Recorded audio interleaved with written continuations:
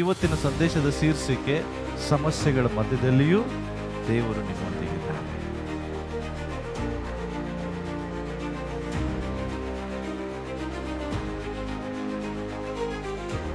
ಆದ್ರೆ ಬೈಬಲ್ ಅಲ್ಲಿ ಸೈತಾನನು ಸಹ ಇದೇ ಸಿಂಹದ ರೀತಿಯಲ್ಲಿ ಜನರ ಜೀವಿತದಲ್ಲಿ ಭಯವನ್ನು ಉಂಟು ಮಾಡುವಂತ ಗರ್ಜನೆಗಳನ್ನು ತಗೊಂಡ್ಬರ್ತಾನೆ.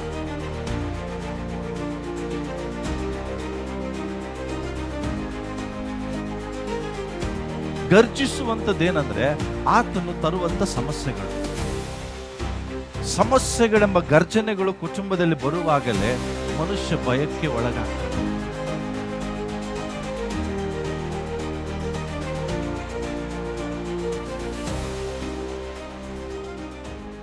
ಇವತ್ತು ನಾನು ನಿಮ್ಮ ಸಂಗಡ ಮಾತನಾಡಲಿಕ್ಕಿದ್ದೇನೆ. ಎಷ್ಟು ವಿಧವಾದಂತ ಸಮಸ್ಯೆಗಳು ನಮ್ಮ ಜೀವಿತದಲ್ಲಿ ಬರ್ತವೆ. ಆ ಎಲ್ಲಾ ಸಮಸ್ಯೆಗಳ ಮಧ್ಯದಲ್ಲಿಯೂ ಕೂಡ ದೇವರು ನಮಗೆ ವಾಗ್ದಾನಗಳನ್ನು ಮಾಡಿದ್ದಾರೆ, ನಾನು ನಿನ್ನ ಸಂಗಡ ಇದ್ದೇನೆ ಎಂಬುದಾಗಿ. ದೇವರ ವಾಕ್ಯದಲ್ಲಿ ನಾವು ನೋಡ್ತೇವೆ, ಲೋಕದಲ್ಲಿ ನಿಮಗೆ ಸಂಕಟ ಇದೆ, ಆದರೆ ನೀವು ಭಯಪಡಬೇಡ್ರಿ, ಕಾರಣ ಈ ಲೋಕವನ್ನು ನಾನು ಜಯಿಸಿದ್ದೇನೆ. ಇದು ದೇವರು ನಮಗೆ ಕೊಡುವಂತ ಆಶ್ವಾಸನೆ. ಒಂದು ಮಕ್ಕಳಿಗೆ ತನ್ನ ತಂದೆಯ ತಾಯಿಗಳು ಯಾವ ರೀತಿಯಾದಂತ ಧೈರ್ಯವನ್ನ ಆಶ್ವಾಸನೆ ಕೊಡ್ತಾರೋ, ಅದೇ ಪ್ರಕಾರ ಪರಲೋಕದಲ್ಲಿರುವ ನಮ್ಮ ದೇವರು ನಮ್ಮನ್ನ ನೋಡುವಾಗ ಪ್ರತಿ ದಿವಸ ನಮ್ಮನ್ನ ಉತ್ತೇಜಿಸಿ ನಮಗೆ ಆಶ್ವಾಸನೆ ಕೊಡುವಂತ ದೇವರಾಗಿದ್ದಾರೆ. ಕಷ್ಟ ಇದೆ, ಹೋರಾಟ ಇದೆ, ಸಮಸ್ಯೆಗಳು ಬಹಳಷ್ಟು ಇದೆ, ಆದರೆ ನೀನು ಅವ್ಯಾವುಗಳಿಗೂ ಹೆದರಬೇಡ, ಭಯಪಡಬೇಡ, ಕಾರಣ ನಿನ್ನನ್ನು ಉತ್ತರಿಸಲು ನಾನು ನಿನ್ನ ಸಂಗಡ ಯಾವಾಗಲೂ ಇರ್ತೀನಿ ಎಂಬುದಾಗಿ ದೇವರ ವಾಕ್ಯದಲ್ಲಿ ಪ್ರಿಯ. ಹಾಗಿರುವಾಗ ನಾವು ಯಾವ ಸಂಗತಿಗಳಿಗೂ ಭಯಪಡುವ ಅವಶ್ಯಕತೆ ಇಲ್ಲ ಪ್ರಿಯರೇ, ಯಾಕೆಂದ್ರೆ ದೇವರು ನಮ್ಮನ್ನ ಕಾಯುವಂತ ದೇವರಾಗಿದ್ದಾರೆ. Hallelujah, hallelujah. ಇವತ್ತಿನ ಸಂದೇಶದ ಶೀರ್ಷಿಕೆ ಸಮಸ್ಯೆಗಳ ಮಧ್ಯದಲ್ಲಿಯೂ ದೇವರು ನಿಮ್ಮೊಂದಿಗಿದ್ದಾನೆ. ಸಂತೋಷನ? ನಿಜವಾಗಿನ?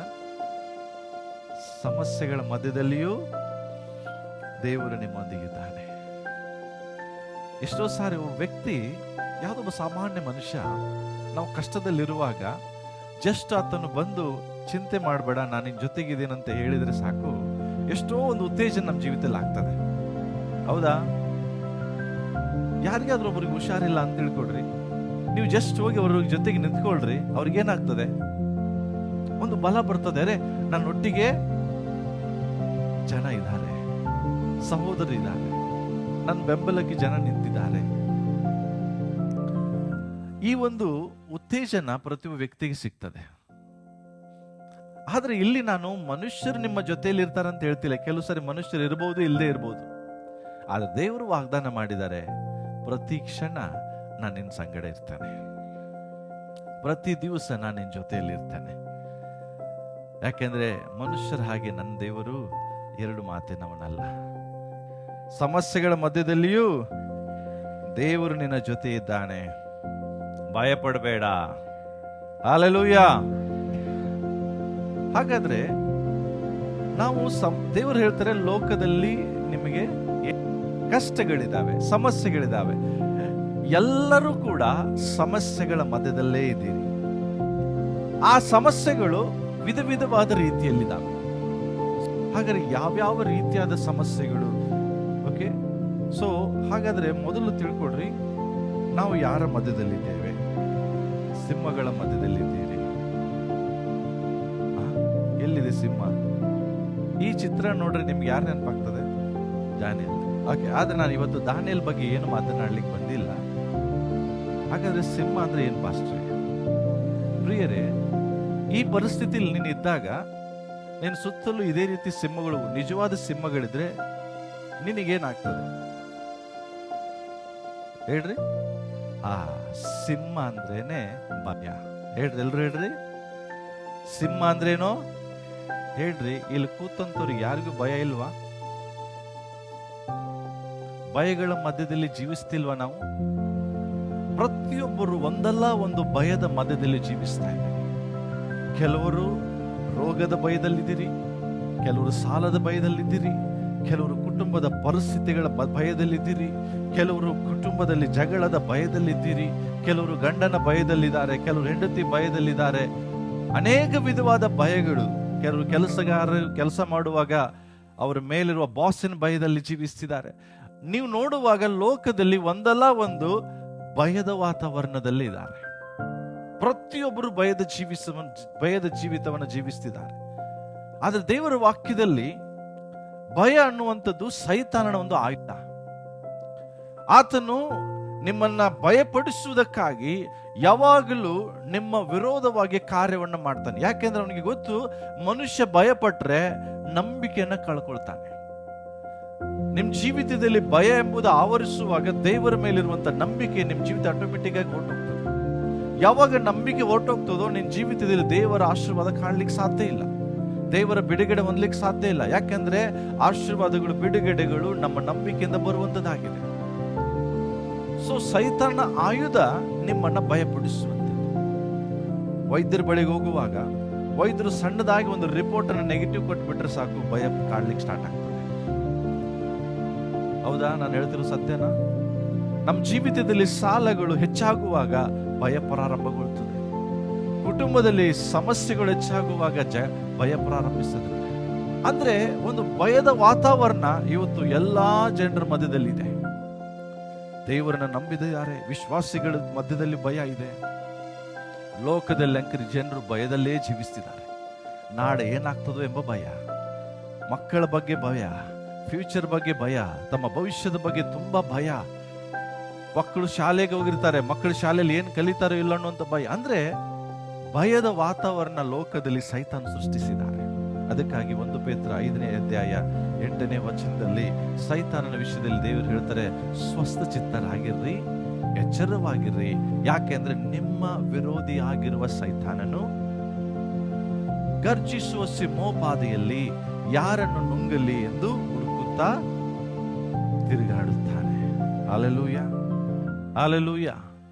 ಪ್ರಿಯರೇ, ದೇವರ ವಾಕ್ಯದಲ್ಲಿ ಸೈತಾನನು ಸಿಂಹದ ಓಪಾದಿಯಲ್ಲಿ ಅಂತ ಬರ್ತದೆ. ಅದಕ್ಕೆ ಸಿಂಹ ಅನ್ನುವಾಗ ಆತನು ಗರ್ಜಿಸ್ತಾನೆ. ಸಿಂಹ ಗರ್ಜಿಸುವಾಗ ಕಾಡಿನಲ್ಲಿರುವ ಪ್ರಾಣಿಗಳಿಗೆ ಭಯ ಉಂಟಾಗ್ತದೆ. ಇಡೀ ಕಾಡಿನಲ್ಲಿ ನಾವು ನೋಡುವಾಗ ಭಯ ಪಡದೇ ಇರುವಂತ ಒಂದು ಪ್ರಾಣಿ ಏನಾದ್ರೂ ಇದೆ ಅಂದ್ರೆ ಅದು ಸಿಂಹ. ಸಿಂಹದ ಕೆಲಸ ಇನ್ನೊಬ್ಬರನ್ನ ಭಯಪಡಿಸುವುದು. ಎಂತ ಬಲಿಷ್ಠವಾಗಿರುವಂತ ಆಣೆಯೂ ಕೂಡ ಸಿಂಹವನ್ನು ನೋಡುವಾಗ ಸ್ವಲ್ಪ ಭಯ ಪಡ್ತದೆ. ಯಾಕೆಂದ್ರೆ ಸಿಂಹದ ಗರ್ಜನೆ ಹಂಗಿದೆ. ಆದ್ರೆ ಬೈಬಲ್ ಅಲ್ಲಿ ಸೈತಾನನು ಸಹ ಇದೇ ಸಿಂಹದ ರೀತಿಯಲ್ಲಿ ಜನರ ಜೀವಿತದಲ್ಲಿ ಭಯವನ್ನು ಉಂಟು ಮಾಡುವಂತ ಗರ್ಜನೆಗಳನ್ನು ತಗೊಂಡ್ಬರ್ತಾನೆ. ಗರ್ಜಿಸುವಂತದ್ದೇನಂದ್ರೆ ಆತನು ತರುವಂತ ಸಮಸ್ಯೆಗಳೆಂಬ ಗರ್ಜನೆಗಳು ಕುಟುಂಬದಲ್ಲಿ ಬರುವಾಗಲೇ ಮನುಷ್ಯ ಭಯಕ್ಕೆ ಒಳಗಾಗ್ತಾನೆ. ಆದ್ರೆ ಬೈಬಲ್ ಅಲ್ಲಿ ಭಯಕ್ಕೆ ಸಿಂಹ ಬರ್ತದೆ ಅನ್ನೋದಕ್ಕಿಂತ ಮುಂಚೆ ಯೇಸು ಹೇಳ್ತಾರೆ, ಸ್ವಸ್ಥ ಚಿತ್ತರಾಗಿರ್ರಿ, ಎಚ್ಚರವಾಗಿರ್ರಿ. ಯಾಕೆಂದ್ರೆ ನಿಮಗೊಬ್ಬ ವಿರೋಧಿ ಇದ್ದಾನೆ, ನಿಮಗೊಬ್ಬ ಎನಿಮಿ ಇದ್ದಾನೆ. ಅವ್ರು ಯಾರು? ನಿನ್ನ ಪಕ್ಕದಲ್ಲಿರೋರಲ್ಲ, ಆತನು ಸೈತಾನನ ಕೆಲಸವೇ ನಿನ್ನನ್ನ ಭಯಪಡಿಸುವಂಥದ್ದು. ನಿನ್ನ ಜೀವಿತದಲ್ಲಿ ಭಯವನ್ನು ತಂದು ನಿನ್ನ ನಂಬಿಕೆಯನ್ನು ಕುಂದಿಸುವಂಥದ್ದು. ಭಯವನ್ನು ತಂದಾಕಿ ನಿನಗೆ ಇರುವ ದೇವರ ಆಶೀರ್ವಾದವನ್ನು ನೀನು ಹೆಂಗೂ ಹೊಂದಬಾರ್ದಂತ ಹೇಳಿ ಭಯದ ವಾತಾವರಣವನ್ನು ತಂದಾಕ್ತಾನೆ. ದೈವ ಜನರು ರಾತ್ರಿ ನಿದ್ರೆ ಬರಲ್ಲ ರೀ. ಯಾಕೆ ಪಾಸ್ಟ್ರೆ? ತುಂಬಾ ಭಯ. ರಾತ್ರಿ ಜನರು ನಿದ್ರೆ ಮಾಡ್ಲಿಕ್ಕೆ ಕಷ್ಟಪಡ್ತಾರೆ. ಭಯ ಇರೋನಿಗೆ ನಿದ್ರೆ ಬರಲ್ಲ. ಹೌದಾ? ನಂಬ್ತೀರಾ? ಯಾರ್ದಾರ ಸಮಸ್ಯೆ ಇದೆ ಇಲ್ಲಿ? ನಿದ್ರೆನೇ ಬರಲ್ಲ ಅನ್ನೋಂಥ ಸಮಸ್ಯೆ. ಎಷ್ಟೋ ಮಲಗ್ಲಿಕ್ಕೆ ಪ್ರಯಾಸ ಪಡ್ತಾರೆ. ಕೆಲವರು ಬೆಡ್ ಮೇಲೆ ಏನು ಹೋಗಿ ಮಲಗ್ತಾರೆ, 1 ಗಂಟೆ 2 ಗಂಟೆ ಹಂಗೇ ಕಣ್ಣು ಓಪನ್ ಇರ್ತದೆ. ಯಾಕೆ? ನಿದ್ರೆ ಬರ್ತಾ ಇಲ್ಲ. ಏನೋ ಒಂಥರ ಭಯ, ಜೀವಿತದಲ್ಲಿ ಏನೋ ಭಯ. ಕೆಲವರು ಬೆಳಗ್ಗೆ ನೋಡ್ತೀನಿಲ್ಲ ಅನ್ನೋಂಥ ಭಯದಲ್ಲಿ ಇರ್ತಾರಂತ, ರಾತ್ರಿ ಮಲಗ್ತಾರೆ. ಏನಾಗ್ತದೋ ಅನ್ನುವಂಥ ಭಯ. ಹಲೋ. ಆದ್ರೆ ಕೀರ್ತನೆಗಾರ 4ನೇ ಅಧ್ಯಾಯದಲ್ಲಿ ಹೇಳ್ತಾನೆ, ನಾನು ನಿರ್ಭಯವಾಗಿರುವುದರಿಂದ ಮಲಗಿಕೊಂಡ ಕೂಡಲೇ ನಾನು ನಿದ್ರೆ ಮಾಡ್ತಾನೆ. ಯಾವ ಮನುಷ್ಯನಿಗೆ ಭಯ ಇರಲ್ಲ ಅವನಿಗೆ ನಿದ್ರೆ ದೇವರು ಕೊಡುವಂತ ಆಶೀರ್ವಾದ. ಅವನಿಗೆ ಇನ್ನೊಬ್ಬರು ಜೋಜ ಹಾಡ್ಬೇಕಂತಿಲ್ಲ. ಜನರಿಗೆ ಭಯ ಅನ್ನೋದಿದೆ, ಜನರ ಜೀವಿತದಲ್ಲಿ ಭಯ ಅನ್ನೋದು ಆವರಿಸಿದೆ. ಆದ್ರೆ ಭಯದಲ್ಲಿರುವಂತವರಿಗೆ ದೇವರು ವಾಗ್ದಾನ ಮಾಡಿದ್ದಾರೆ, ನೀನು ಸಿಂಹಗಳ ಮಧ್ಯದಲ್ಲಿದ್ರು ನಾನು ನಿನ್ನ ಸಂಗಡ ಇರುವನಾಗಿದೆ. ಹಲ್ಲೆಲೂಯಾ. ಇನ್ನೊಂದು ವಚನ ಓದಿಕೊಳ್ಳೋಣ. ಕೀರ್ತನೆ 57ನೇ ಅಧ್ಯಾಯ 4ನೇ ವಾಕ್ಯ ಓದಿಕೊಳ್ಳೋಣ.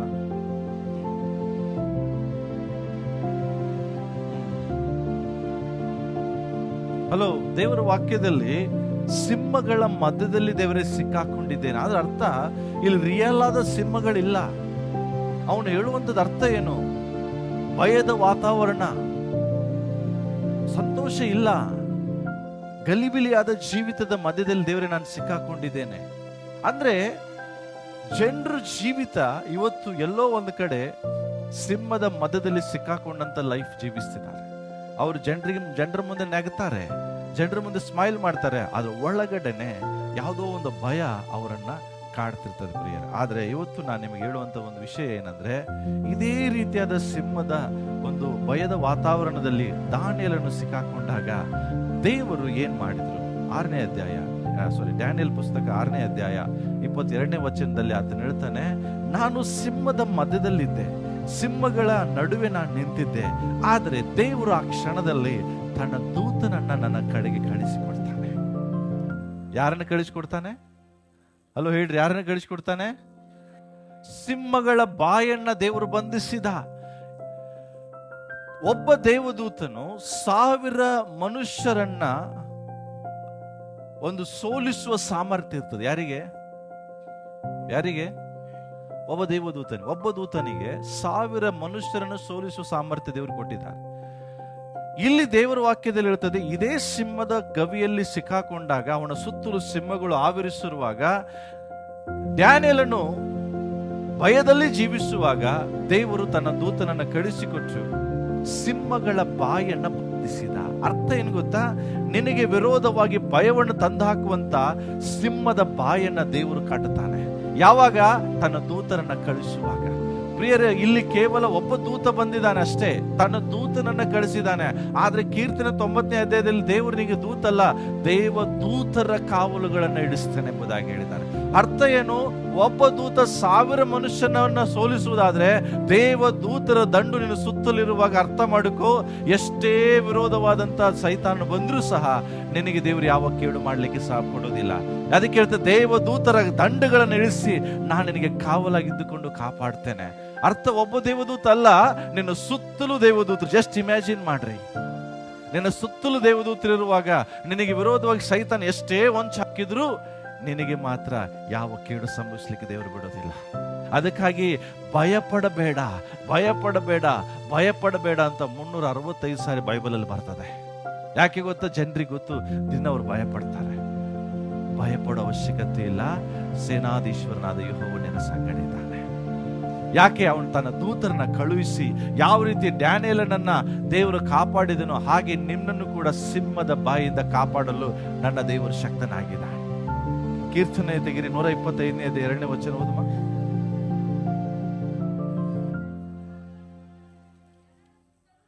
ಹಲೋ, ದೇವರ ವಾಕ್ಯ ಏನ್ ಹೇಳ್ತದೆ? ಸ್ಪಷ್ಟವಾಗಿ, ನಾನು ಇದು ಸ್ಲೈಡ್ ಅಲ್ಲಿ ಹಾಕ್ತಾ ಇಲ್ಲ, ದೇವರ ವಾಕ್ಯ ಸ್ಪಷ್ಟವಾಗಿ ಏನ್ ಹೇಳ್ತಾ ಇದೆ ಗೊತ್ತಾ? ಪರ್ವತಗಳು ಯೆರೂಸಲೇಮಿನ ಸುತ್ತಲೂ ಹೇಗಿದೆಯೋ, ನೀವು ಯಾರಾದ್ರೂ ಯೆರೂಸಲೇಮಿನ ಸುತ್ತಲಿರೋ ಪರ್ವತಗಳನ್ನು ಯಾರಾದ್ರೂ ನೋಡಿದೀರಾ? ಪ್ರಿಯರೇ, ಜೆರುಸಲೇಮ್ ಇಸ್ರಾಯೇಲ್ ದೇಶ, ಅದರ ಸುತ್ತಲೂ ಭಯಂಕರವಾದ ಪರ್ವತಗಳಿಂದ ದೊಡ್ಡದಾದಂತ ಬೆಟ್ಟಗಳಿದ್ದಾವೆ. ಯಾಕೆ ದೇವರು ಯೆರೂಸಲೇಮ್ ಸುತ್ತಲೂ ಪರ್ವತಗಳನ್ನು ಇಟ್ಟಿದ್ದಾರೆ ಅಂದ್ರೆ, ಶತ್ರುವಿನ ಒಂದು ವಿರೋಧವಾಗಿ ಎದ್ದೇಳುವ ಯಾವ ಕುಯುಕ್ತಿಗಳಲ್ಲಿ ನಡಿಬಾರ್ದಂತೇಳಿ ಮಧ್ಯದಲ್ಲಿ ಜೆರುಸಲೇಮ್ ಇಟ್ಟು ಸುತ್ತಲೂ ದೇವರು ಪರ್ವತಗಳನ್ನು ಇಟ್ಟಿದ್ದಾರೆ. ಅಂದ್ರೆ ಸೇಫ್ ಆಗಿ ಇಟ್ಟಿದ್ದಾರೆ ದೇವರು. ಅದಕ್ಕೋಸ್ಕರ ಇವತ್ತು ಒಂದು ಕ್ರಿಶ್ಚಿಯನ್ ರಾಷ್ಟ್ರದ ಸುತ್ತ ಎಷ್ಟೋ ಮುಸ್ಲಿಂ ರಾಷ್ಟ್ರಗಳಿದ್ದಾವೆ, ಆದ್ರೆ ಇವತ್ತು ಸಹ ಅವರೆಲ್ಲರ ಮಧ್ಯದಲ್ಲಿ ಇಸ್ರಾಯೇಲ್ ತಲೆ ಎತ್ತಿ ನಿಂತಿದೆ. ಯಾಕೆಂದ್ರೆ ದೇವರು ಅದನ್ನು ಅಷ್ಟು ಸೇಫ್ ಆಗಿ ಇಟ್ಟಿದ್ದಾರೆ. ಒಂದು ದೇಶವನ್ನ ದೇವರು ಕಾಪಾಡುವ ರೀತಿಯಲ್ಲಿ ದೇವರು 125ನೇ ಕೀರ್ತನೆಯಲ್ಲಿ ಹೇಳ್ತಿದ್ದಾರೆ, ನಿನ್ನನ್ನು ನಾನು ಕಾಪಾಡ್ತೇನೆ. ಸಂತೋಷ ಆಗ್ಲಿಲ್ಲ ಜನರಿಗೆ ಅರ್ಥ ಆಗ್ತಿಲ್ಲ ನಾನು ಹೇಳೋದು. ದೇವರು ಏನ್ ಹೇಳ್ತಿದ್ದಾರೆ? ಯೆರೂಸಲೇಮ್ ಸುತ್ತಲೂ ಯಾವ ರೀತಿ ಪರ್ವತಗಳನ್ನು ನಾನು ಇಟ್ಟಿದ್ದೇನೋ ಹಾಗೆ ಇಂದಿನಿಂದ ಸದಾ ಕಾಲವು ನಿನ್ನ ಸುತ್ತಲೂ ನಾನು ಕೋಟೆಯನ್ನು ಹಾಕಿ ನಿನ್ನನ್ನು ಕಾಪಾಡುವೆನೆಂಬುದಾಗಿ. ದೇವರು ಹೇಳ್ತಾರೆ, ಯೆರೂಸಲೇಮ್ ಸುತ್ತಲೂ ಪರ್ವತಗಳಿದಾವೆ, ಆದ್ರೆ ನಿನ್ನ ಸುತ್ತಲೂ ನಾನಿದ್ದೇನೆ. ದೇವರು ನಿನ್ನ ಸುತ್ತಲೂ ಪರ್ವತಗಳಲ್ಲ, ಪರ್ವತಗಳನ್ನು ಸೃಷ್ಟಿ ಮಾಡಿದ ದೇವರೇ ನಿನ್ನ ಸಂಗಡ ಇದ್ದಾನೆ, ನಿನ್ನ ಸುತ್ತಲೂ ಇದ್ದಾನೆ. ಅರ್ಥ ಮಾಡಿಕೊಡ್ರಿ, ನಿನ್ನ ಸುತ್ತಲೂ ದೇವರು ಇರುವುದಾದ್ರೆ ಸೈತಾನ ನಿನಗೆ ಯಾವ ಕೇಡು ಮಾಡ್ಲಿಕ್ಕೆ ಸಾಧ್ಯ ಇಲ್ಲ. ಅವನು ಬರೇ ಮಾಡೋದೇನು ಗೊತ್ತಾ, ಗರ್ಜಿಸ್ತಾನೆ. ನಿನ್ನನ್ನು ತಿನ್ಲಿಕ್ಕೆ ಅವನಿಗೆ ಅಧಿಕಾರ ಇಲ್ಲ. ಅವನು ಭಯಪಡಿಸ್ಬಹುದು, ಆದ್ರೆ ನಿನ್ನನ್ನು ಮುಟ್ಲಿಕ್ಕೆ ಅವನಿಗೆ ಅಧಿಕಾರ ಇಲ್ಲ. ಯಾಕೆ? ನಿನ್ನ ಸುತ್ತಲೂ ದೇವರು ಇದ್ದಾರೆ. ಹೇಳು, ಪಕ್ಕದಲ್ಲಿದ್ದವ್ರಿಗೆ ಹೇಳ್ರಿ, ನಿನ್ನ ಸುತ್ತಲೂ ದೇವರು ಇದ್ದಾರೆ. Hallelujah, hallelujah. ನಿನ್ನ ಸುತ್ತಲೂ ದೇವರು ಆವರಿಸಿದ್ದಾರೆ. ಅದಕ್ಕೆ ದೇವರ ವಾಕ್ಯದಲ್ಲಿ ಒಂದು ದೇವರ ಮನುಷ್ಯನ ಬರೆದಂತ ಯಾರು ಬರ್ಸ್ಮರ್ ಬರೆದಂತ ಹಾಡನ್ನ ಹಾಡ್ತೀವಲ್ಲ, ಸುತ್ತಲೂ ನೀ ನನ್ನನ್ನ ಆವರಿಸಿರುವೆ. ಹಲ್ಲೆಲೂಯಾ. ಇದೇ ಕೀರ್ತನೆಯನ್ನು ಉಪಯೋಗಿಸಿ ಆತನ ಹಾಡು ಬರೆದಿದ್ದಾನೆ. ನನ್ನ ಸುತ್ತಲೂ ದೇವರು ಆವರಿಸಿದಾನಂದ್ರೆ ನನ್ನ ಎಲ್ಲಾ ಕಡೆ ದೇವರು ತಾನೇ ಕಾವಲಾಗಿದ್ದು ನನ್ನನ್ನು ಕಾಪಾಡುವನಾಗಿದ್ದಾನೆ. ಪರಾತ್ಪರನ ಮೊರೆ ಹೊಕ್ಕಿರುವನು, ಸರ್ವಶಕ್ತನ ಆಶ್ರಯದಲ್ಲಿ ಸುರಕ್ಷಿತ. ಅರ್ಥ ಏನ್ ಗೊತ್ತಾ? ನಿನ್ನ ಸುತ್ತಲೂ ದೇವರೇ ಒಂದು ಮರೆಯಾಗಿಟ್ಟಿದ್ದಾನೆ. ಸೈತಾನ ಕಣ್ಣಿಗೂ ನೀನು ಬೀಳುವುದಿಲ್ಲ. ನಿನ್ನನ್ನು ಹುಡುಕ್ತಾ ಬಂದು ನಿನಗೆ ಭಯ ತಂದು ಹಾಕ್ಬೋದು, ಆದ್ರೆ ಕೇಡು ಮಾಡ್ಲಿಕ್ಕೆ ನಿನಗೆ ಅವನಿಗೆ ಅಧಿಕಾರ ಇಲ್ಲ. ಅದಕ್ಕಾಗಿ ಭಯಕ್ಕೆ ಹೆದರಬೇಡ್ರಿ. ಭಯವನ್ನು ಹುಟ್ಟಿಸುವ ರಿಪೋರ್ಟ್ಗಳಿಗೆ ಹೆದರಬೇಡ್ರಿ. ಭಯವನ್ನು ಹುಟ್ಟಿಸುವ ಸಾಲಗಳಿಗೆ ಹೆದರಬೇಡ್ರಿ.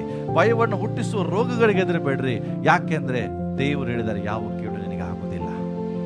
ಎಸ್, ಇವತ್ತು ರೋಗ ಬಂದಿರಬಹುದು, ಆದ್ರೆ ನಾನು ಸಾಯುವುದಿಲ್ಲ. ಹಲೋ, ಇಲ್ಲೇ ಇದ್ದೀರಾ? ಎಸ್, ಕಷ್ಟಗಳು ಸಮಸ್ಯೆಗಳು ಬಂದಿರಬಹುದು, ಆದ್ರೆ ನಾನು ಅವಮಾನಕ್ಕೆ ಈಡಾಗುವುದಿಲ್ಲ. ದೇವರು ನನ್ನ ತಲೆ ಎತ್ತವನಾಗಿದ್ದಾನೆ. ಹಲ್ಲೆಲೂಯಾ. ಸೊ ಎದ್ರ ಮಧ್ಯದಲ್ಲಿ ಇದ್ದೀರಿ? ಫಸ್ಟ್ ಎದ್ರ ಮಧ್ಯದಲ್ಲಿ ಇದ್ದೀರಿ? ಸಿಂಹ ಅಂದ್ರೆ ಏನು? ಏನ್ರಿ? ಭಯ. ಎರಡನೇದಾಗಿ ನಾವು ಯಾವ ಯಾವ ಸಮಸ್ಯೆ ಮಧ್ಯದಲ್ಲಿದ್ದೇವೆ ನೋಡೋಣ. ಎರಡನೇದಾಗಿ ಎಲ್ರು ಹೇಳ್ರಿ, ಮುಳ್ಳುಗಳ ಮಧ್ಯೆ. ಎಲ್ರು ಹೇಳ್ರಿ, ಮೊದಲು ಎದ್ರ ನಡುವೆ ಇದ್ದೀರಿ, ಈಗ ಎದ್ರ ನಡುವೆ ಇದ್ದೀರಿ. ಮುಳ್ಳು ಸಹ ಒಂದು ಸಮಸ್ಯೆಯನ್ನ ಗುರುತಿಸ್ತದೆ. ಹಾಗಾದ್ರೆ ಏನು ಮುಳ್ಳು ಅಂದ್ರೆ? ಬೈಬಲ್ ಪ್ರಕಾರ ಮುಳ್ಳು ಅಂದ್ರೆ ಚಿಂತೆಗಳು. ಮುಳ್ಳಂದ್ರೇನು? ಮುಳ್ಳುಗಳಂದ್ರೆ ಚಿಂತೆಗಳು, ಸಮಸ್ಯೆಗಳು, ಹಿಂಸೆಗಳು, ರೋಗಗಳು. ಇವೆಲ್ಲವುಗಳು ಮುಳ್ಳುಗಳಿಗೆ ಸೂಚಿಸಲ್ಪಟ್ಟಿದೆ. ದೇವರ ವಾಕ್ಯ ಹೇಳ್ತದೆ, ನೀನು ಮುಳ್ಳುಗಳ ಮಧ್ಯದಲ್ಲಿದ್ದೀಯಾ. ನಿನ್ನ ಸುತ್ತಲೂ ಯಾವ ರೀತಿ ಭಯ ಇದೆಯೋ ಹಾಗೆ ನಿನ್ನ ಸುತ್ತಲೂ ಚಿಂತೆಗಳು ಕೂಡ ಆವರಿಸ್ತಿದೆ. ಪ್ರಿಯರೇ, ಇವತ್ತು ಚಿಂತೆ ಮಾಡದಿರೋ ವ್ಯಕ್ತಿ ಯಾರಿದ್ದಾರೆ ಹೇಳ್ರಿ? ಇಲ್ಲಿ ಕೂತಿದ್ದೀರಿ, ದೇವರು ನಮ್ಮ ಜೊತೆಗಿದ್ದಾನೆಂಬ ನಂಬಿಕೆ ಇದ್ರೂ ಸಹ ಚಿಂತೆ ಇಲ್ವಾ? ಮಕ್ಕಳ ಚಿಂತೆ, ಭವಿಷ್ಯದ ಚಿಂತೆ, ಕುಟುಂಬದ ಚಿಂತೆ, ಸಾಲದ ಚಿಂತೆ, ಒಂದಲ್ಲ ಒಂದು ಚಿಂತೆ ಎಲ್ಲರನ್ನ ಆವರಿಸಿದೆ. ಒಬ್ಬರಿಗೆ ಒಂದ್ ರೀತಿ ಚಿಂತೆ ಆದ್ರೆ ಇನ್ನೊಬ್ಬರಿಗೆ ಇನ್ನೊಂದು ರೀತಿ ಚಿಂತೆ. ಒಬ್ಬರಿಗೆ ಹಣಕಾಸಿನ ಸಮಸ್ಯೆ ಚಿಂತೆ, ಇನ್ನು ಕೆಲವರಿಗೆ ಎಲ್ಲ ಹಣಕಾಸಿನ ಸಮಸ್ಯೆ ಏನೂ ಇರಲ್ಲ, ಎಲ್ಲ ಚೆನ್ನಾಗಿರ್ತದೆ. ಆದ್ರೆ ಕುಟುಂಬದ ಸಮಸ್ಯೆ, ಚಿಂತೆಗಳು, ಮಕ್ಕಳ ಭವಿಷ್ಯದ ಚಿಂತೆಗಳು, ಯಾವ್ದಾದ್ರು ಚಿಂತೆಗಳನ್ನು ನೀವು ಆವರಿಸಿರ್ತೀರಿ. ಅಷ್ಟೇ ಅಲ್ಲ, ಚಿಂತೆಗಳ ಜೊತೆಗೆ ಸಮಸ್ಯೆಗಳು ಬರ್ತದೆ, ಚಿಂತೆಗಳ ಜೊತೆಗೆ ಹೋರಾಟಗಳು ಬರ್ತಿರ್ತದೆ, ಅದರ ಜೊತೆಗೆ ರೋಗಗಳು. ಇವೆಲ್ಲರ ಮಧ್ಯದಲ್ಲಿ ನೀನು ಸಿಕ್ಕಾಕೊಂಡಿರ್ತೀಯ. ಆದ್ರೆ ದೇವರು ಚಿಂತೆಯಲ್ಲಿಯೂ ಸಹ ನೀನು ಅರಳುವ ತಾವರೆಯಾಗಿದ್ದೀಯ. ಹಲ್ಲೆಲೂಯಾ. ಪರಮಗೀತೆ 2ನೇ ಅಧ್ಯಾಯ 2ನೇ ವಚನ. ನನ್ನ ಪ್ರಿಯಳು, ಓಕೆ, ದೇವರ ವಾಕ್ಯ ಹೇಳ್ತದೆ, ನನ್ನ ಪ್ರಿಯಳು. ಯಾರು ದೇವರ ಪ್ರಿಯಳು? ಹಲೋ, ಯಾರು ದೇವರ ಪ್ರಿಯಳಾಗಿ? ದೇವರ ವಾಕ್ಯ ಹೇಳ್ತದೆ, ಪ್ರಿಯರೇ, ನನ್ನ ಪ್ರಿಯಳು ಅಂದ್ರೆ ದೇವರ ಮಕ್ಕಳ ಎಲ್ಲರೂ ದೇವರಿಗೆ ಪ್ರಿಯರಾದವರು. ಇದು ಸ್ತ್ರೀಯರ ಬಗ್ಗೆ ಮಾತಾಡ್ತಿಲ್ಲ, ದೇವರ ಮಕ್ಕಳ ಬಗ್ಗೆ ಮಾತನಾಡ್ತದೆ, ದೇವರನ್ನ ಪ್ರೀತಿಸುವವರ ಬಗ್ಗೆ ಮಾತನಾಡ್ತದೆ. ನನ್ನ ಪ್ರಿಯಳು ಹೆಂಗಿದ್ದಾಳೆ? ಹೆಂಗಿದ್ದಾಳೆ ಪ್ರಿಯರೇ? ಇದು ಸ್ಪೆಲ್ಲಿಂಗ್ ನೋಡ್ಬೇಡ್ರಿ. ಮುಳ್ಳುಗಳ ಮಧ್ಯದಲ್ಲಿ. Okay, as the lily among the thorns. ಒಂದು ತಾವರೆ ಹೂ ಅಂದ್ರೆ ಲಿಲ್ಲಿ, ಇಲ್ಲಿರುವುದೇ ತಾವರೆ ಹೂ ಪ್ರಿಯರೇ. ಈ ತಾವರೆ ಹೂ ಅರಳುವಂಥದ್ದು ಎಲ್ಲಿ ಗೊತ್ತಾ? ಮಧ್ಯದ ಅದ್ರ ಸುತ್ತಲೇನಿದಾವೆ? ಮುಳ್ಳುಗಳೇ. ಒಂದು ಗುಲಾಬಿ ಗಿಡ, ಅದರ ಗುಲಾಬಿನ ಕೆಳಗಡೆ ಮುಳ್ಳಿರ್ದ್ರೆ ಅದರ ತಾವರೆ ಹೂವಿನ ಸುತ್ತಲೂ ಮುಳ್ಳಿರ್ತದೆ. ಇಂಥ ಮುಳ್ಳುಗಳು ಇದ್ರೂ ಸಹ ತಾವರೆ ಅರಳುತ್ತದೆ. ಅದು ಅಯ್ಯೋ ನನ್ನ ಸುತ್ತಲೂ ಮುಳ್ಳಿದಾವೆ, ಅಯ್ಯೋ ನಾನು ಹೆಂಗೆ ಜೀವಿಸುವುದು, ನಾನು ಹೆಂಗೆ ಮೇಲೆ ಬರುವುದಂತ ಚಿಂತೆ ಮಾಡ್ತಿ ಕೂತ್ಕೊಳ್ಳೋದಿಲ್ಲ.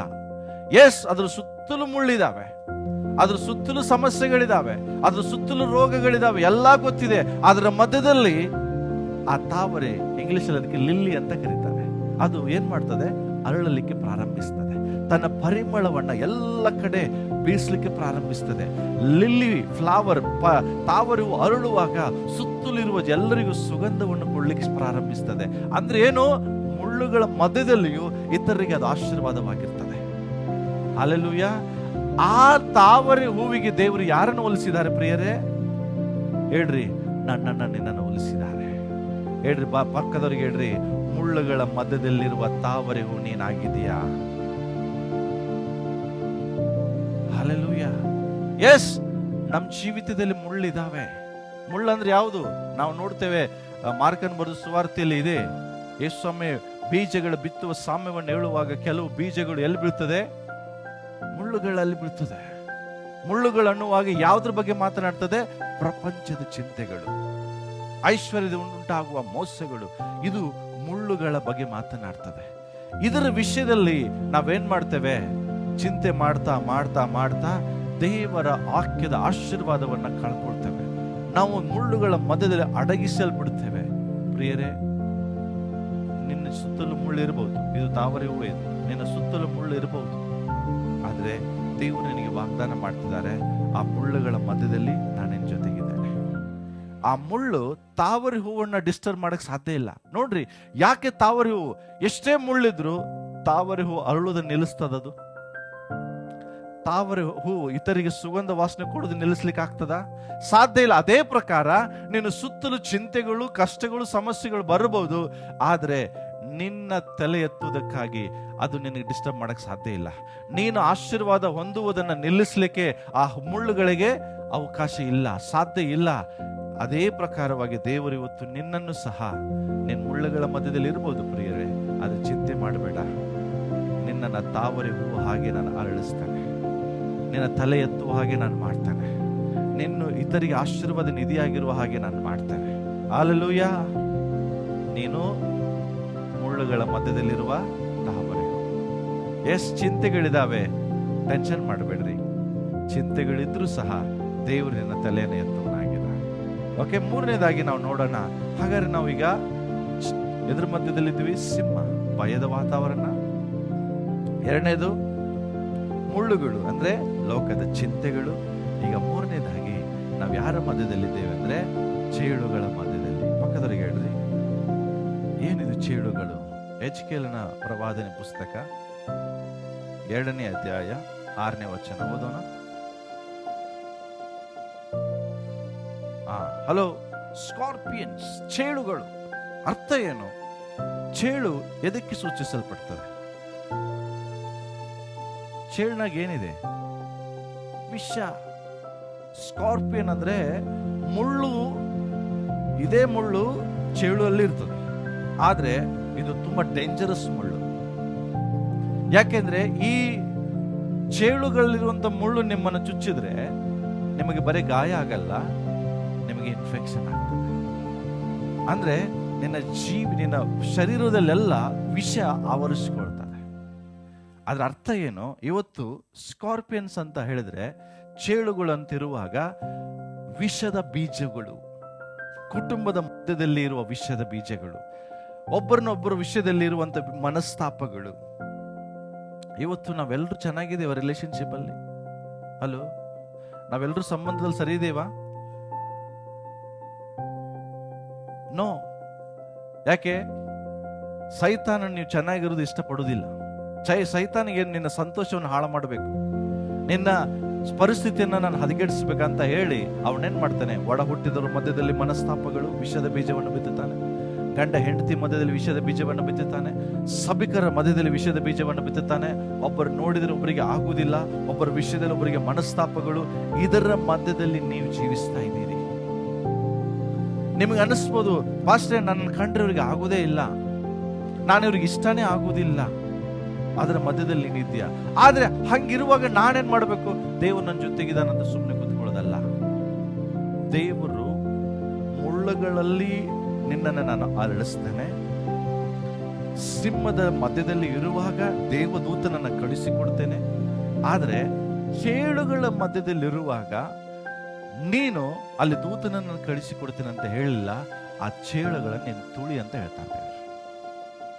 ಲೋಕನ್ ಬರೆದ ಸುವಾರ್ತೆ ತೆಗಿರಿ, 10ನೇ ಅಧ್ಯಾಯ ತೆಗಿರಿ, 19ನೇ ವಾಕ್ಯವನ್ನು ಓದಿಕೊಳ್ಳೋಣ. ಹಲೋ, ದೇವರ ವಾಕ್ಯ ಏನ್ ಹೇಳ್ತದೆ ಗೊತ್ತಾ? ನೀನ್ ಚೇಳುಗಳ ಮಧ್ಯದಲ್ಲಿ ಇದೀಯಾ, ಆದ್ರೆ ಚೇಳುಗಳು ಬಂದಾಗ ನೀನ್ ಅದಕ್ಕೆ ಅವಕಾಶ ಕೊಡಬೇಡ ವಿಷದ ಬೀಜ ಬಿತ್ತುವುದಕ್ಕಾಗಿ. ಎಸ್, ಅದು ಬಂದದೆ ನಿನ್ನ ಕುಟುಂಬನ ಹಾಳು ಮಾಡ್ಲಿಕ್ಕೆ, ಅದು ಬಂದದೆ ನಿನ್ನ ಸಂಬಂಧವನ್ನ ಹಾಳು ಮಾಡ್ಲಿಕ್ಕೆ.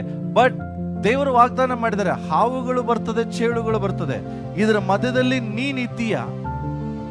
ಈ ವಿಷದ ಕೊಂಡಿಯನ್ನ ನೀನೇನ್ ಮಾಡ್ಬೇಕೀಗ? ಏನ್ ಮಾಡ್ಬೇಕ್ರಿ? ದೇವರ ವಾಕ್ಯ ಹೇಳ್ತದೆ, ಈ ಹಾವುಗಳನ್ನು ಈ ಚೇಳುಗಳನ್ನು ವೈರ್ಯ ಸಮಸ್ತ ಬಲವನ್ನು ನೀವೇನ್ ಮಾಡ್ಬೇಕೀಗ? ಅಧಿಕಾರ ಯಾರು ಕೊಟ್ಟಿದ್ದಾರೆ? ಅದರ ಬಗ್ಗೆ ನಾನು ಕಳೆದ ವಾರ ನಿಮಗೆ ಹೇಳಿದೆ, ಒಬ್ಬ ವ್ಯಕ್ತಿಯಲ್ಲಿರುವ ದೇವ ಮನುಷ್ಯನಂತ ಅಧಿಕಾರ ಏನೆಂಬುದಾಗಿ. ಸೊ ಅರ್ಥ ಏನು? ನಿನ್ ಜೀವಿತದಲ್ಲಿ ವಿಷದ ಬೀಜವನ್ನ ಬಿತ್ತಲಿಕ್ಕೆ ಬರುವಂತ ಸೈತಾನನಿಗೆ ಅವಕಾಶ ಕೊಡಬೇಡ. ವಿಷದ ಬೀಜಗಳನ್ನು ಬಿತ್ತುವಾಗ ಉದಾಹರಣೆಗೆ ಹೇಳ್ತೇನೆ ನಾನು.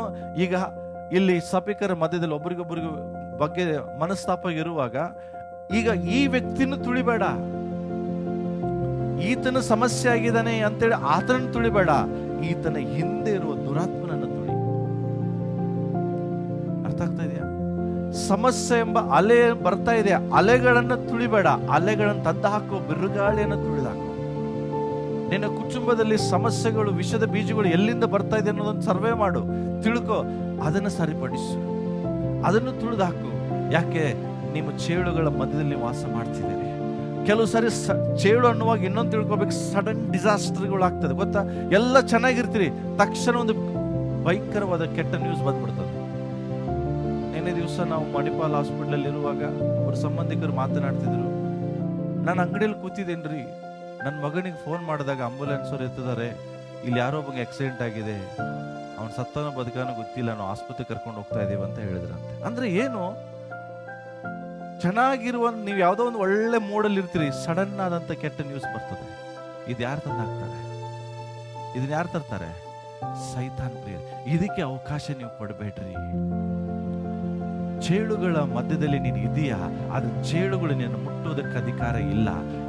ನನ್ನ ಅದು ಮುಟ್ಟುವುದಕ್ಕಿಂತ ಮುಂಚೆ ಅದು ನೀನು ತುಳಿದಾಕು. ಇದ್ರ ಅರ್ಥ ಏನ್ ಗೊತ್ತಾ? ಯೋಬನು ತನ್ನ ಮಕ್ಕಳು ಎಲ್ಲಿ ತಪ್ಪಿ ಹೋಗ್ತಾರೋ, ತನ್ನ ಮಕ್ಕಳಿಗೆ ಎಲ್ಲಿ ಕೇಡು ಬರ್ತದ ಅಂತ ಹೇಳಿ ಪ್ರತಿ ದಿವಸ ದೇವರಿಗೆ ಅವನು ಯಜ್ಞಗಳನ್ನು ಅರ್ಪಿಸ್ತಾ ಇದ್ದನು ಅಂತ ಬರ್ತದೆ. ಅದೇ ರೀತಿಯಾಗಿ ನಮ್ಮ ಕರ್ತವ್ಯಗಳೇನಂದ್ರೆ, ನಿಮ್ಮ ಕುಟುಂಬದಲ್ಲಾಗ್ಲಿ, ನಿನ್ನ ಕೆಲಸದಲ್ಲಾಗ್ಲಿ, ಸಭೆಯಲ್ಲಾಗ್ಲಿ ಈ ವಿಷಯದ ಬೀಜವನ್ನ ಬಿತ್ತುವ ದುರಾತ್ಮನನ್ನ ಎವ್ರಿಡೇ ನೀನು ಕಟ್ಟಾಕು. ಆಗ ನಿನ್ನ ಕುಟುಂಬದಲ್ಲಿ ಸಮಸ್ಯೆಗಳು ಬರಲ್ಲ, ಸಭೆಯಲ್ಲಿ ಸಮಸ್ಯೆಗಳು ಬರಲ್ಲ. ಚೇಳುಗಳ ಮಧ್ಯದಲ್ಲಿ ನೀನು ಇದ್ದೀಯಾ. ವಿಷಯದ ಬೀಜವನ್ನ ಬಿತ್ತುವಂತ ಕೆಲಸವೇ ಚೇಳುಗಳದ್ದು. ಆದ್ರೆ ಅದರ ಮಧ್ಯದಲ್ಲಿ ನೀನು ಇರುವಾಗ ದೇವರ ವಾಕ್ಯ ಹೇಳ್ತಾ, ಯಾವುದು ನಿನಗೆ ಕೇಡು ಮಾಡುವುದಿಲ್ಲ. ಯಾಕೆ? ನಾನು ನಿನಗೇನು ಕೊಟ್ಟಿದ್ದೇನೆ ತಿಳ್ಕೊಡ್ರಿ. ಸಿಂಹದ ಮಧ್ಯದಲ್ಲಿರುವಾಗ ದೇವದೂತ ಬಂದ, ಹೌದಾ? ಮುಳ್ಳುಗಳ ಮಧ್ಯದಲ್ಲಿರುವಾಗ ದೇವರೇ ನಿನ್ನನ್ನು ಅರಳಿಸ್ತಿದ್ರು. ಆದ್ರೆ ಚೇಳುಗಳ ಮಧ್ಯದಲ್ಲಿರುವಾಗ ನೀನು ಅದನ್ನು ತುಳಿ. ನಿನಗೆ ನಾನು ಪವರ್ ಕೊಡ್ತೇನೆ, ನಾನು ನಿನಗೆ ಅಧಿಕಾರ ಕೊಡ್ತೇನೆ. ಅಧಿಕಾರದ ಬಗ್ಗೆ ನಾನು ಮತ್ತೆ ಮಾತನಾಡೋದಿಲ್ಲ, ಕಳೆದ ವಾರ ಫುಲ್ ಅಧಿಕಾರದ ಬಗ್ಗೆ ನಾನು ಮಾತನಾಡಿದ್ದೇನೆ.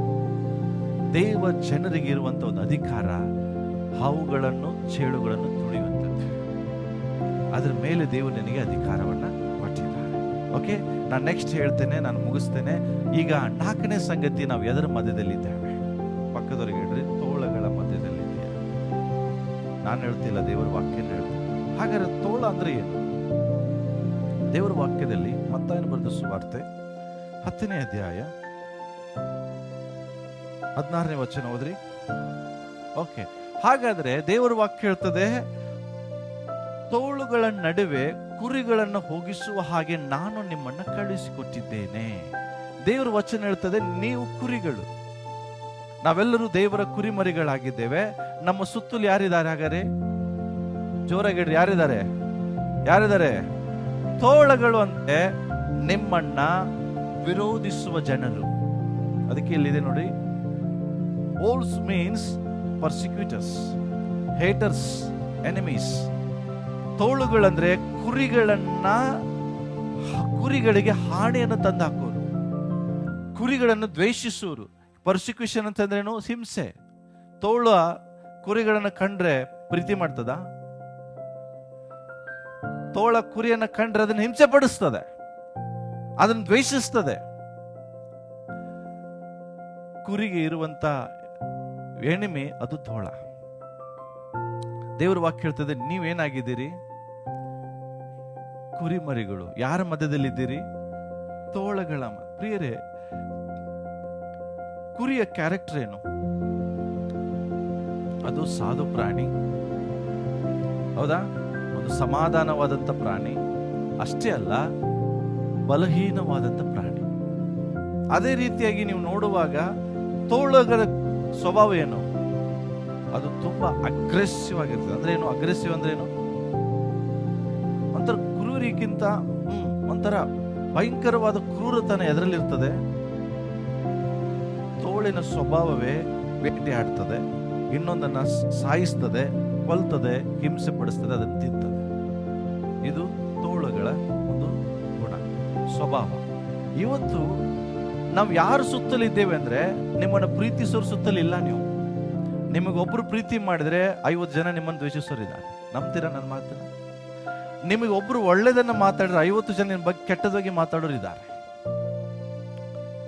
ನೀವು ಅನ್ಕೊಂಡಿರ್ಬೋದು, ಪಾಸ್ಟ್ ನಾನು ಎಷ್ಟೇ ಒಳ್ಳೆ ಕೆಲಸ ಮಾಡ್ಲಿ ಒಳ್ಳೇದನ್ನ ನೋಡೋರೇ ಇಲ್ಲ. ಇವತ್ತು ಏನ್ ನೋಡ್ತಾರೆ ಜನ? ನಿನ್ನಲ್ಲಿರುವ ಕೆಟ್ಟತನವನ್ನು ಜಾಸ್ತಿ ನೋಡ್ತಾರೆ. ಯಾವ್ದ್ರ ಬಗ್ಗೆ ಜಾಸ್ತಿ ಮಾತಾಡ್ತಾರೆ? ನಿನ್ನ ಒಳ್ಳೆತನ ಬಗ್ಗೆ ಮಾತಾಡುವುದಿಲ್ಲ. ನೀನು ಮಾಡುವಂತ ಒಂದು ಮಿಸ್ಟೇಕ್ ಅನ್ನು ಜಾಸ್ತಿ ತಿಳಿತಾರೆ. ಅಂದ್ರೆ ಇವತ್ತು ನಿನ್ನ ಸುತ್ತಲೂ ನಿನ್ನನ್ನು ಹೀಯಾಳಿಸುವ ಜನರಿದ್ದಾರೆ, ನಿನ್ನನ್ನ ಬಲಪಡಿಸೋರಿಲ್ಲ, ನಿನ್ನನ್ನು ಕುಗ್ಗಿಸುವ ಜನ ಇದ್ದಾರೆ, ನಿನ್ನನ್ನು ದ್ವೇಷಿಸುವ ಜನ ಇದ್ದಾರೆ. ಬಹಳಷ್ಟು ಜನ ನಮಗೆ ಫೋನ್ ಮಾಡಿ ಹೇಳ್ತಾರೆ, ಪಾಸ್ಟರ್ ನಾನು ಏನ್ ಮಾಡಿದ್ರು ಜನರಿಗೆ ಇಷ್ಟ ಆಗಲ್ಲ. ಬಯಸ್ಕೊಳ್ಳೋದು ಮಾತ್ರ ನನ್ನ ತಪ್ಪುವುದಿಲ್ಲ. ದೇವರ ವಾಕ್ಯ ಹೇಳ್ತದೆ, ನೀನು ತೋಳಗಳ ಮಧ್ಯದಲ್ಲಿರೋ ಕುರಿತಾರ. ತೋಳುಗಳಿಗೆ ಕುರಿಗಳನ್ನ ಪ್ರೀತಿ ಮಾಡಿ ಗೊತ್ತಿಲ್ಲ, ತೋಳುಗಳಿಗೆ ಕುರಿಯನ್ನ ಹಿಂಸೆ ಮಾಡೋದು ಒಂದೇ ಗೊತ್ತು. ಹಾಗೆ ನಿನ್ನನ್ನು ಹಿಂಸಿಸುವ ಜನರು ನಿನ್ನ ಸುತ್ತಲಿದ್ದಾರೆ. ಆದ್ರೆ ಅಂತವರ ಮಧ್ಯದಲ್ಲಿ ದೇವರ ವಾಕ್ಯ ಹೇಳಿದಾಗ ನೀನ್ ಏನಾಗಿರು? ತೋಳಗಳ ಮಧ್ಯದಲ್ಲಿ ಇದೀಯಾ? ನೀನೇನಾಗಿರು? ಎರಡು ವಿಷಯಗಳು ಬರ್ತದೆ. ಒಂದು, ಸರ್ಪದಂತೆ ನೀನ್ ಜಾಣ. ಎರಡನೇದು, ಪಾರಿವಾಳದಂತೆ ನಿಷ್ಕ. ಅರ್ಥ ಏನಾಗಾದ್ರೆ, ಸರ್ಪ ಯಾಕೆ ಜಾಣ? ಯಾವಾಗ ಒಂದು ಹಾವಿಗೆ ಗೊತ್ತಾಗ್ತದೋ ನನ್ನನ್ನು ಹಿಡಿತಾರಂತ, ತಕ್ಷಣ ಅದು ಅಲ್ಲಿಂದ ಏನ್ ಮಾಡ್ತದೆ? ಎಸ್ಕೇಪ್ ಆಗುವಂತ ಜಾಣತನ ಸರ್ಪದಲ್ಲಿ. ಅದು ನಿಂತು ವಿರೋಧ ಮಾಡೋದಿಲ್ಲ, ಅದು ಫಸ್ಟ್ ತಪ್ಪಿಸ್ಕೊಳ್ಳಿಕ್ಕೆ ಪ್ರಯತ್ನ ಪಡ್ತದೆ. ದೇವರ ವಾಕ್ಯ ಹೇಳ್ತದೆ, ನೀನು ಸಹ ನಿನಗೆ ಶೋಧನೆಗಳು ಬರುವಾಗ, ನಿನಗೆ ಜನರು ಎದುರು ಮಾತನಾಡುವಾಗ ನೀನೇನ್ ಮಾಡು? ಅವರು ಒಂದು ಮಾತಾಡಿದ್ರೆ ನೀನ್ 2 ಮಾತಾಡು, ಅವರು ಒಂದು ಹೊಡೆದ್ರೆ ನೀನ್ 4 ಹೊಡಿ. ಅಲ್ಲಿಂದ ನೀನು ಎಸ್ಕೇಪ್.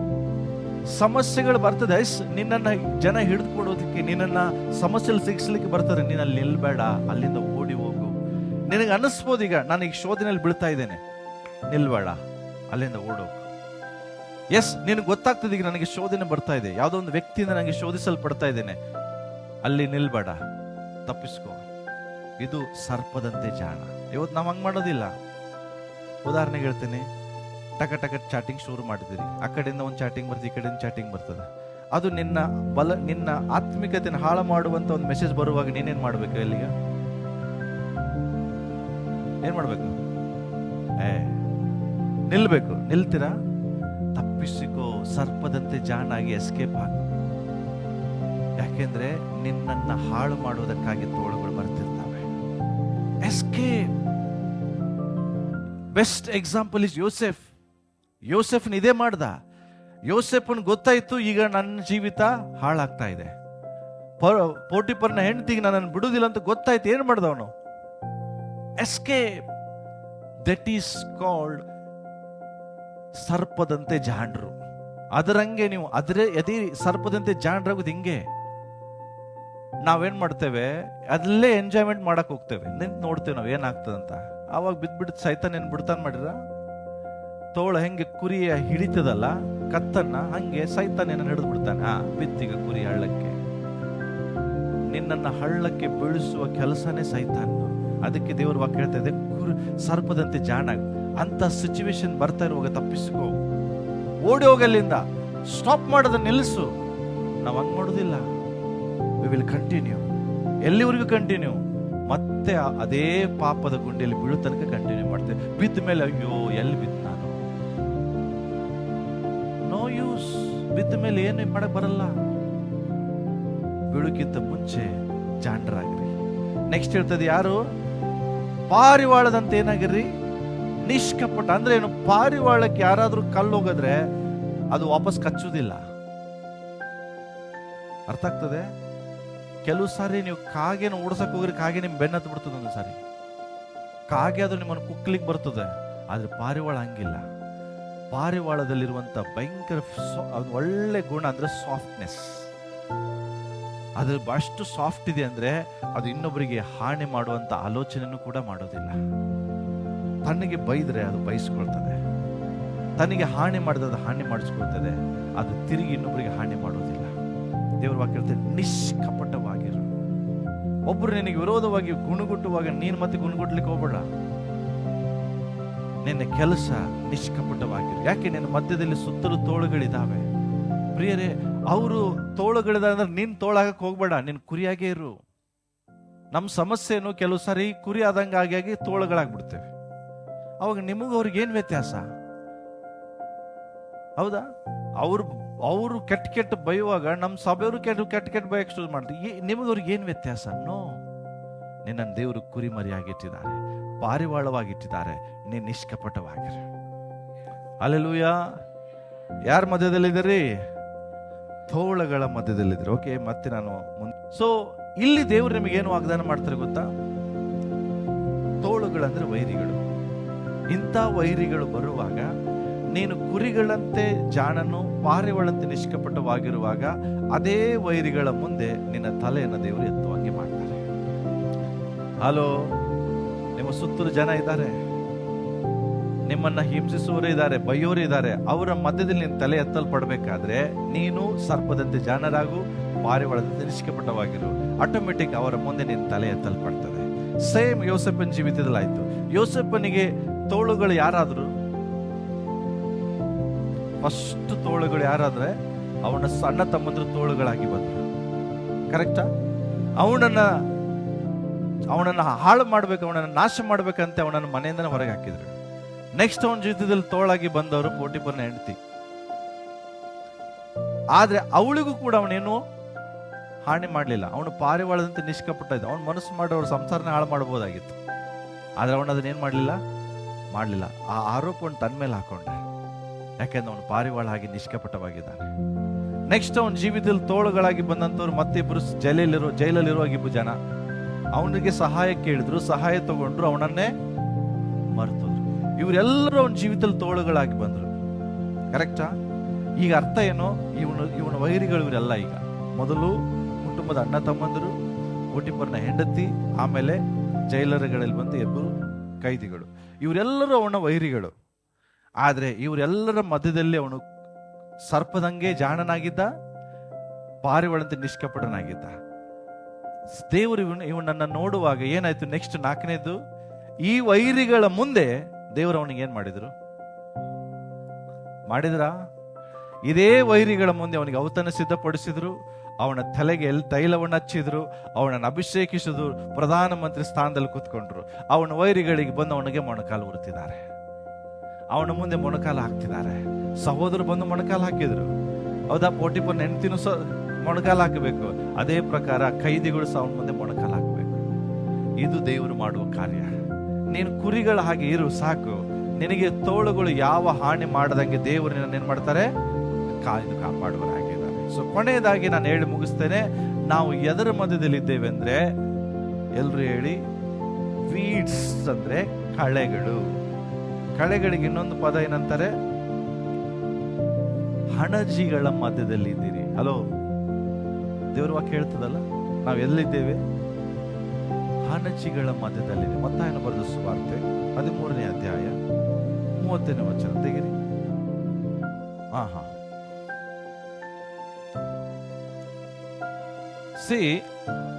ಗೋಧಿ ಬಿತ್ತನೆ ಮಾಡೋರಿಗೆ ಹಣಜಿ ಹೆಂಗಿರ್ತದೆ ಅಂತ ಗೊತ್ತಿರ್ತದೆ. ಬೆಳೆಯುವಾಗ ಗೋಧಿಯ ಬೆಳೆ ಹಣಜಿ ಎರಡು ಒಂದೇ ರೀತಿ ಇರ್ತದೆ, ಅಷ್ಟು ಗೊತ್ತಾಗಲ್ಲ. ಆದ್ರೆ ನಿಜವಾದ ರೈತನಿಗೆ ಗೊತ್ತಾಗ್ತದೆ ಇದರಲ್ಲಿ ಹಣಜಿ ಯಾವುದು, ಗೋಧಿ ಕಾಳ, ಗೋಧಿಯ ಒಂದು ಬೆಳೆ ಯಾವುದು. ಎರಡು ಗ್ರೀನ್ ಆಗಿ ಬೆಳೀತದೆ, ಎರಡು ಹುಲ್ ತರನೇ ಇರ್ತದೆ. ಕಳೆ ಕೀಳೋರು ಯಾರಾದ್ರೂ ಹೊಲದಲ್ಲಿ ಕೆಲಸ ಮಾಡ್ರೆ ಗೊತ್ತಾಗ್ತದೆ, ಕಳೆ ಕೀಳೋ ಕೆಲಸ ಮಾಡಿರ್ತಾರೆ. ಅಂದ್ರೆ ಕೆಲವ್ರನ್ನ ಕಳೆ ಕೀಳಲಿಕ್ಕೆ ಅಂತ ಕೆಲಸಗಾರನ ಇಟ್ಟಿರ್ತಾರೆ. ಅವರು ಎರಡು ಸೇಮ್ ಇರ್ತದೆ, ಬಟ್ ಕಳೆ ಯಾವುದು, ನಿಜವಾದ ಗೋಧಿಯ ಬೆಳೆ ಯಾವುದು ಅಂತ ಅವರಿಗೆ ಗೊತ್ತಿರ್ತದೆ. ಪ್ರಿಯರೇ, ಇದು ಹಣಜಿ ಅಂದ್ರೆ ಏನಂದ್ರೆ ಲೌಕಿಕ ಜನರು. ಯಾರು? ಹಲೋ ಹೇಳ್ರಿ. ನನ್ನ ಪ್ರಶ್ನೆ, ಇಲ್ಲಿ ಕೂತಂತವ್ರು ಯಾರಾದ್ರೂ ಹಣಜಿ ಆಗಿದ್ದೀರಾ? ಯಾರಾದ್ರೂ ಹಣಜಿ ಇದಾರ ಇಲ್ಲಿ? ಯಾರಿಗ ಗೊತ್ತು ಪಾಸ್ಟ್ರೆ? ಹಣಜಿ ಅಂದ್ರೆ ಲೌಕಿಕ ಮನೋಭಾವನೆ ಉಳ್ಳ ಜನರು. ಒಂದ್ ತಿಳ್ಕೊಡ್ರಿ, ಲೋಕದ ಜನರು. ಆದ್ರೆ ಒಂದು ದುರಾದೃಷ್ಟ ಏನಂದ್ರೆ ಇದೇ ಗೋಧಿ ಕಾಳುಗಳ ಮಧ್ಯದಲ್ಲಿ ಹಣಜಿಗಳು ಇಲ್ಲಿ ಇರ್ತವೆ. ಸಭೆಯಲ್ಲಿ ಕೂಡ ಕೆಲವು ಹಣಜಿಗಳು ಜೊತೆಯಾಗಿ ಬಂದು ಕೂತ್ಕೊಳ್ತವೆ. ಹಣಜಿ ಕೆಲಸ ಏನ್ ಗೊತ್ತಾ? ಹಣಜಿ ಕೆಲಸ ಏನ್ ಗೊತ್ತಾ? ಅದು ಗೋಧಿಯ ಬೆಳೆ ಜೊತೆ ತೆನೆ ಜೊತೆಗೆ ಹಣಜಿ ತೆನೆ ಕೂಡಿ ಅದನ್ನು ಹಾಳು ಮಾಡುದು. ಇದು ಹಾಳಾಗುವುದಲ್ಲದೆ ಅದನ್ನು ಹಾಳು ಮಾಡುದು. ಅಂತವು ಇವತ್ತು ದೇವ ಜನರ ಸಭೆಯಲ್ಲಿ ನಡೀತಾವೆ. ಹೌದಾ? ಏನು, ಅವ್ರು ಚೆನ್ನಾಗಿರ್ತಾವ, ಸಭೆಗೆ ಬರ್ತಿರ್ತಾವ ಕೆಲವೊಂದು. ಇದು ಹಣಜಿ ಅವ್ರ ಜೊತೆ ಕೂಡ್ಕೊಂಡು ಏನ್ ಮಾಡ್ತದೆ ಗೊತ್ತಾ? ಅವ್ರನ್ನ ಹಾಳು ಮಾಡುವಂಥದ್ದು ನಡೆಸ್ತದೆ. ಅವ್ರು ಸರಿ ಇಲ್ಲ ಗೊತ್ತಾ, ಸಭೆಯಲ್ಲಿ ಇದು ಸಭೆಯಲ್ಲಿ ಸರಿ ಇಲ್ಲ, ಅವ್ರು ಸರಿ ಇಲ್ಲ, ಇವ್ರು ಸರಿ ಇಲ್ಲ. ಹಲೋ, ನಾನು ಹೇಳ್ತೇನೆ, ದೇವರು ಬಿಟ್ರೆ ಯಾರು ಸರಿ ಇಲ್ಲ. ಇಲ್ಲಿದ್ದೀರಾ? ಕೆಲವರು ಏನ್ ಗೊತ್ತಾ, ಸಭೆಗೆ ಜನರ ನೋಡ್ಕೊಂಡು ಬರೋರು ಇದ್ದಾರೆ. ಜನರನ್ನ ನೋಡ್ಕೊಂಡು ಸಭೆಗೆ ಬರಬೇಡ್ರಿ, ದೇವರು ನೋಡ್ಕೊಂಡು ಸಭೆಗೆ ಬರ್ರಿ. ಎಲ್ಲಾ ಜನರು ಚೆನ್ನಾಗಿದಾರ ನಾನು ಹೇಳ್ತಿಲ್ಲ. ನಾವೇನ್ ಮಾಡ್ತೇವೆ, ಕೇವಲ ಯಾರಾದ್ರೂ ಒಂದು ಹಣಜಿಯನ್ನ ನೋಡಿ ಅದನ್ನೇ ನಾವು ಇಟ್ಕೊಂಡು ಸಭೆ ಹೆಸರು ಹಾಳು ಮಾಡ್ತೇವೆ. ಕೆಲವು ಒಳ್ಳೆ ಸಾಕ್ಷಿಗಳು ಸಭೆಯಲ್ಲಿ ಇದ್ದಾವೆ, ಅವರನ್ನು ನೋಡ್ರಿ. ಹಣಜಿಗಳಂದ್ರೆ ಲೋಕದ ಜನರು. ಅದಕ್ಕೆ ಅವನೇನ್ ಹೇಳ್ತಾನೆ ಗೊತ್ತಾ? ಸುಗ್ಗಿ ಕಾಲದವರಿಗೆ ಏನ್ ಮಾಡ್ಬೇಡ,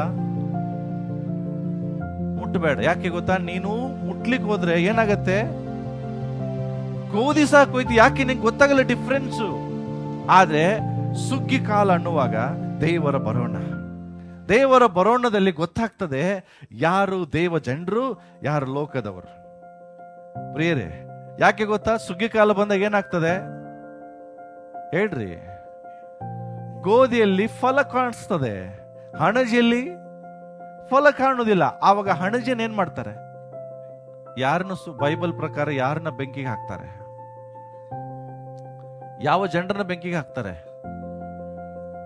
ಹೌದಾ? ಅದೇ ಯೋಹಾನ್ ಬರೆದ ಸುವಾರ್ತೆಯಲ್ಲಿ ಕಾಣ್ತೀವಿ 15ನೇ ಅಧ್ಯಾಯದಲ್ಲಿ, ಫಲ ಕೊಡದಿರೋ ಪ್ರತಿಯೊಂದು ಕೊಂಬೆಯನ್ನು ತೆಗೆದು ಅದನ್ನ ಬೆಂಕಿಗೆ ಹಾಕ್ತಾರೆ. ಅರ್ಥ ಏನು ಪ್ರಿಯರೇ? ಇವತ್ತು ಯೇಸುವನ್ನ ನಂಬಿ ಕೂಡ ಲೋಕದ ಪ್ರಕಾರ ಜೀವಿಸೋರು, ಯೇಸುವನ್ನ ನಂಬದೇ ಇರೋರು, ರಕ್ಷಣೆ ಕಳ್ಕೊಂಡವರು, ರಕ್ಷಣೆ ಹೊಂದದೇ ಇರೋರು ಎಲ್ಲರಿಗೂ ಕೊನೆಯದಾಗಿ ಇರುವುದು ಒಂದೇ ಬೆಂಕಿ. ಆದ್ರೆ ದೇವರ ವಾಕ್ಯ ಹೇಳ್ತದೆ, ದೇವರನ್ನ ನಂಬಿದಂಥವರು, ದೇವ ಜನರು ಅವರ ಮಧ್ಯದಲ್ಲಿ ಇದ್ದೀರಿ. ಅವರನ್ನ ನೋಡ್ಬೇಡ, ನಿನ್ ದೇವರನ್ನ ನೋಡು. ಅದನ್ನ ನಾವು ಒಂದು ಲಾಸ್ಟ್ ಕೊನೆಯ ವಚನ ಓದಿ ನಾನು ಮುಗಿಸ್ತೇನೆ. ಇಬ್ರಿಯರಿಗೆ ಬರೆದ ಪತ್ರಿಕೆ 12ನೇ ಅಧ್ಯಾಯ 1-2 ವಚನ ಓದಿಕೊಳ್ಳೋಣ.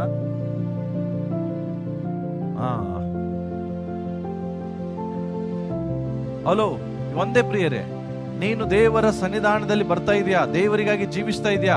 ಒಂದು ಕೆಲಸ ಮಾಡು, ನಿನ್ನ ಸುತ್ತಲೂ ಒಳ್ಳೆ ಸಾಕ್ಷಿ ಜನ ಇದ್ದಾರೆ, ಅವರನ್ನು ನೋಡು.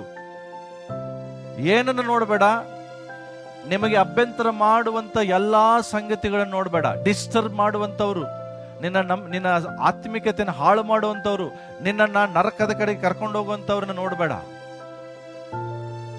ಅಷ್ಟೇ ಅಲ್ಲ, ಹತ್ತಿಕೊಳ್ಳುವ ಪಾಪವನ್ನು ಸಹ ಏನ್ ಮಾಡಬೇಡ, ಇಟ್ಕೋಬೇಡ, ಅದನ್ನ ತೆಗೆದುಹಾಕು. ಯಾಕೆಂದ್ರೆ ನೀನು ಗೋಧಿಯ ತೆನೆ ಆಗಿದ್ದೀಯಾ. ನಿನ್ನ ಸುತ್ತಲೂ ಹಣಜಿಗಳೇ ಇದ್ದಾವೆ. ಆ ಹಣಜಿಯನ್ನು ನೋಡಬೇಡ. ಹಣಜಿ ಯಾವಾಗಲೂ ಗೋಧಿ ಕಾಳಿಗೆ ಡಿಸ್ಟರ್ಬ್ ಮಾಡ್ತದೆ. ಅದು ಬೆಳೆಯದ ಹಾಗೆ ಅದನ್ನ ಯಾವಾಗಲೂ ಅದಕ್ಕೆ ಸಮಸ್ಯೆಗಳನ್ನ ತಂದಾಗ್ತದೆ. ಯಾಕೆಂದ್ರೆ ಇದು ಕೆಟ್ಟ ಹೋಗ್ಬೇಕು, ನನ್ನಂಗೆ ಇದು ಸುಡಲ್ಪಡಬೇಕೆಂಬುದಾಗಿ. ನೀನು ಅಂತರ ಸಹವಾಸ ಮಾಡಬೇಡ.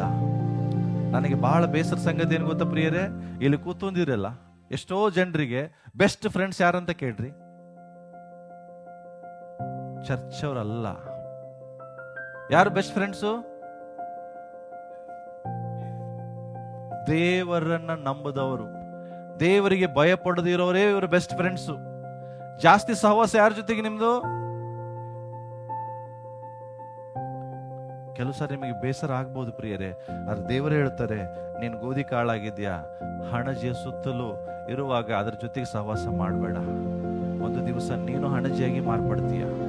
ದೇವರು ನಿನ್ನನ್ನು ಹಣಜಿಯಾಗ ಕರೆದಿಲ್ಲ, ನಿನ್ನನ್ನು ದೇವರು ಗೋಧಿಯ ತೆನೆ ಆಗ್ಲಿಕ್ಕೆ ಕರೆದಿದ್ದಾರೆ. ಪಕ್ಕದವರಿಗೆ ಹೇಳ್ರಿ, ನೀನು ಹಣಜಿ ಆಗಬೇಡ, ಗೋಧಿಯ ತೆನೆಯಾಗು. ಅದಕ್ಕಾಗಿ ದೇವರು ನಿನ್ನನ್ನು ಕರೆದಿದ್ದಾರೆ. ನಾವೇನ್ ಮಾಡ್ತೇವೆ, ಕೆಲವು ಸಾರಿ ಸ್ವಲ್ಪ ಲೋಕದ ಆಸೆಗಳಿಗಾಗಿ ಆಸೆ ಪಟ್ಟು ಲೋಕದ ಸಂತೋಷಕ್ಕಾಗಿ ದೇವರನ್ನ ಕಳ್ಕೊಳ್ತೇವೆ, ದೇವರ ಜನರ ಸಹವಾಸವನ್ನು ಬಿಡ್ತೇವೆ. ದಯಮಾಡಿ ಹಂಗೆ ಹೇಳ್ತಾರೆ, ಹಂಗೆ ಮಾಡ್ಬೇಡ್ರಿ. ನೀವು ಹಣಜಿಗಳ ಮಧ್ಯದಲ್ಲಿರುವ ಗೋಧಿ ತೆನೆ ಆಗಿದ್ದೀವಿ. Alleluia, alleluia. ಸೊ ಹಾಗಿರುವಾಗ ಜನರನ್ನು ನೋಡಿ ಸಭೆಗೆ ಬರಬೇಡ್ರಿ, ದೇವರನ್ನು ನೋಡಿ ಸಭೆಗೆ ಬರ್ರಿ. ಸೊ ಯಾವ್ದಾದ್ರ ಮಧ್ಯದಲ್ಲಿ ಇದ್ದೇವೆ, 5 ಸಮಸ್ಯೆಗಳ ರೀತಿ, 5 ರೀತಿಯಾದ ಸಮಸ್ಯೆಗಳು. ಒಂದನೇದು ಸಿಂಹದ ಮಧ್ಯೆ, ಅಂದ್ರೆ ಭಯದ ವಾತಾವರಣ. ಎರಡನೇದು ಮುಳ್ಳುಗಳು, ಲೋಕದ ಚಿಂತೆಗಳ ಮಧ್ಯದಲ್ಲಿದೆ. ಮೂರನೇದು ಚೇಳುಗಳು, ವಿಷದ ಸಂಗತಿಗಳು ಜೀವಿತದಲ್ಲಿ, ಅದರ ಮಧ್ಯದಲ್ಲಿ. ನಾಲ್ಕನೇದು ತೋಳಗಳು, ಅಂದ್ರೆ ಏನು ತೋಳ, ನಿಮ್ಮನ್ನ ಹಿಂಸಿಸುವ ಜನರು, ನಿಮ್ಮ ವಿರೋಧಿಗಳು. ಓಕೆ, ಅದರ ಮಧ್ಯದಲ್ಲಿ ಇದ್ರಿ. ನಾಲ್ಕನೇದು, ಐದನೇದು ಕಳೆಗಳು, ಅಂದ್ರೆ ಹಣಜಿ, ಅಂದ್ರೆ ಲೋಕದ ಜನರ ಸುತ್ತಲೂ ನೀವಿದ್ದೀರಿ, ಲೌಕಿಕ ಜನರ ಸುತ್ತಲೂ ನೀವಿದ್ದೀರಿ. ಸೊ ಇಷ್ಟೆಲ್ಲರ ಮಧ್ಯದಲ್ಲಿ ಇರುವಾಗಲೂ ದೇವರೇನು ಹೇಳಿದ್ದಾರೆ, ನಾನು ನಿಮ್ಮ ಸಂಗಡ ಇದ್ದೇನೆ. ಹಲ್ಲೆಲೂಯ. ನಾನು ನಿಮ್ಮ ಜೊತೆಯಲ್ಲಿದ್ದೇನೆ, ನಾನು ನಿಮ್ಮ ನಡೆಸುವನಾಗಿದ್ದೇನೆ. ಆಮೇನ್. ನಾವು ಎದ್ದು ನಿಂತುಕೊಂಡು ಪ್ರಾರ್ಥನೆ ಮಾಡಿಕೊಳ್ಳೋಣ ಪ್ರಿಯರೇ.